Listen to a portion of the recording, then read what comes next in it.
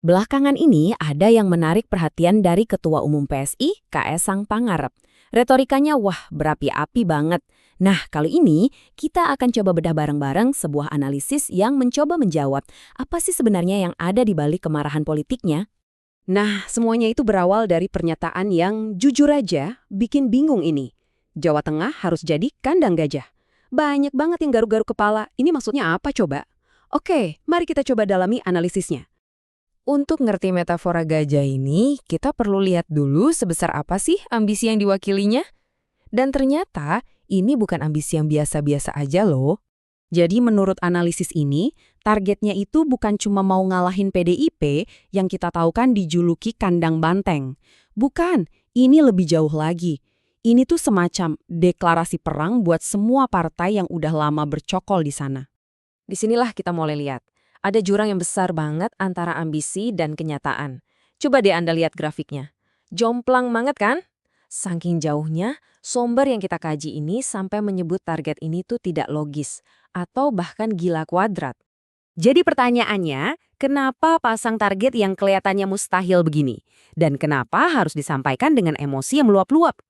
Nah, menurut analisis yang kita bedah, jawabannya ternyata bukan soal politik semata, tapi jauh lebih personal.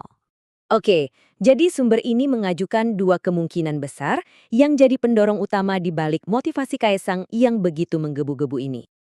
Analisis ini intinya menyajikan dua argumen. Teori pertama kita sebut aja kekuatan isi tas, yang simpelnya adalah soal kekuatan finansial. Teori kedua ini lebih ke soal personal, yaitu adanya tekanan dan perasaan kesenjangan di dalam keluarganya sendiri.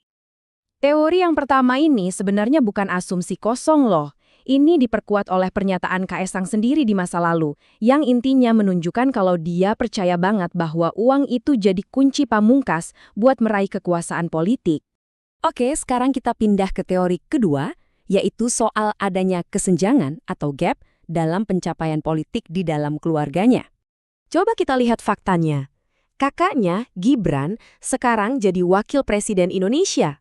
Kakak iparnya, Bobi Nasution, jadi gubernur. Terus, Kaesang, jabatannya adalah ketua umum partai yang sayangnya gagal masuk parlemen. Bisa kebayangkan kontrasnya? Nah, kondisi inilah yang membuat sumber ini menggambarkan Kaesang sebagai anak Jokowi yang paling apes. Kenapa?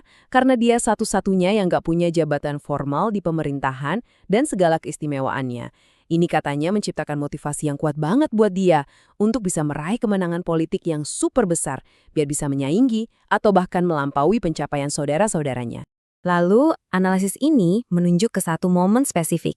Satu kejadian yang mungkin jadi puncaknya, yang mengubah rasa frustrasi jadi kemarahan yang terang-terangan. Dan semua ini ternyata muaranya ke satu hal, upaya Kaesang yang gagal untuk menjadi cawagup atau calon wakil gubernur.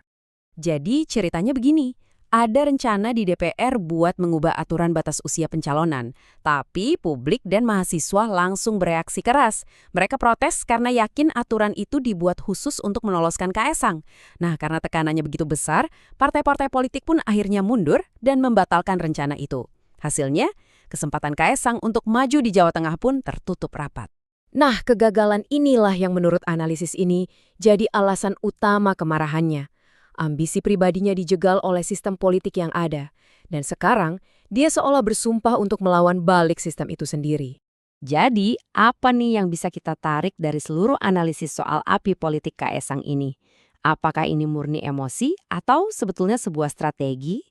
Kalau kita rangkum, poin-poin utamanya begini. Pertama, ucapan gajah itu adalah simbol ambisi raksasa yang sebenarnya nggak logis.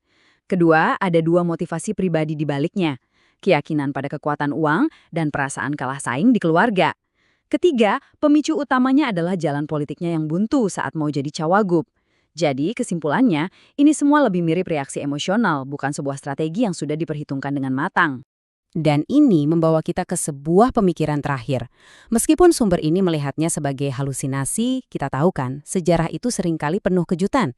Jadi pertanyaannya sekarang adalah, bisakah ambisi yang lahir dari emosi ini benar-benar berubah jadi kekuatan politik yang tangguh? Pertanyaan tentang apa yang akan dibangun atau mungkin malah dihancurkan oleh kemarahan ini, ya cuma waktu yang bisa menjawab.